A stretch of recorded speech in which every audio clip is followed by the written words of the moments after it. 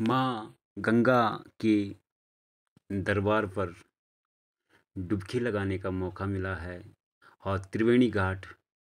संत नगरी, जहाँ संतों का वास, ऋषिकेश में त्रिवेणी घाट पर बच्चों के साथ माँ के दरबार पर स्नान करने का सौभाग्य प्राप्त हुआ है, जिसमें सदियों से माँ गंगा सबके पाप हरती है और पाप मुक्त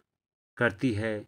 और माँ के चरणों में जो विनती करता है, माता सदैव उस पर अपनी कृपा करती है। तो इसलिए हमें लगा कि माता रानी के चरणों में जाकर हम भी क्षमा याचना करके आते हैं, और जो हमसे कोई भूल चूक, कोई ऊंच नीच हुई हो, तो उसके लिए माता में डुबकी लगाकर अपने आप को एक पुण्य आत्मा होने का सौभाग्य प्राप्त करते हैं। और मेरे कुल देवता नरसिंह नारायण और शिव शंकर भोलेनाथ की कृपा से मुझे ये अवसर प्रदान हुआ है, जिसमें मुझे स्नान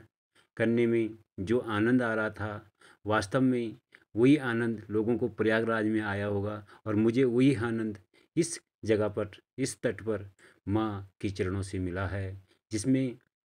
अच्छा लगा है। और फागुन मास का महीना है, और यहाँ पर होलियों का त्यौहार भी है अब, और लोगों के अंदर उत्साह भी है, क्योंकि लोग दूर दूर से आ रखे हैं और माँ के चरणों में स्नान करके जा रहे हैं, जिसमें आजकल गंगा जी का पानी थोड़ा बढ़ा हुआ है, और माता की जो लहरें हैं उफान पे चल रही है, जिसमें आगे जाने में थोड़ा डर लग रहा था कि वास्तव में देखा जाए गंगा माता से बढ़कर कुछ नहीं है, और गंगा ही सबको तारने वाली है, और गंगा ही सबके पाप हरने वाली है। जिसमें गंगा माता की कृपा जिस पर हो जाती है, वो सदैव अपने और अपने सनातन के लिए कार्य करता है। और सनातन धर्म वो धर्म है जो सदियों से राजा भगरथ ने ब्रह्मा जी की तपस्या करके ये वरदान पाया था, और गंगा माता को धरती पर लाया था। और शिव की जटाओं से मेरी माँ का वास होता है, और गौमुख से आज भी साक्षात उनका दर्शन होता है। आज गौमुख से जब माता निकलती है, तो उनकी धाराएं धीरे धीरे बढ़कर आगे आती दिखती है। और आज त्रिवेणी घाट में 3 नदियों का संगम है इसमें, जिसमें गंगा, भागीरथी और अलकनंदा सभी नदियाँ मिलकर यहाँ त्रिवेणी घाट कहा जाता है। जिस जिस तरह से यहाँ पर लोग सदियों से आते हैं और सदियों से यहाँ पर डुबकी लगाते हैं, उनके पाप हरने के लिए माता हर दम, हर पल यहाँ पर रहती है, और अपने भक्तों को पाप मुक्त करके माता सदैव उन पर कृपा करती है।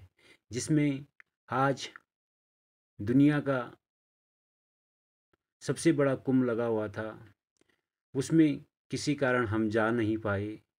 जिसमें सोचा कि चलो कुंभ से पहले भी हमने स्नान किया था, और कुंभ के बाद भी स्नान किया है, और बीच में भी स्नान किया था, पर लेकिन मन शांत नहीं हुआ था। क्योंकि मन शांत तभी होता है जब माता चाहती है और परमात्मा चाहते हैं, और परमात्मा की जब कृपा होती है तभी जाकर मन में सही चीज़ों का वास होता है। इसीलिए हम माँ ने बार बार हमें बुलाया है, और माँ के चरणों में जाके हमने डुबकी के साथ शीश नवाया है, और माँ के चरणों में रहकर हमने 1 आध घंटा जो बिताया है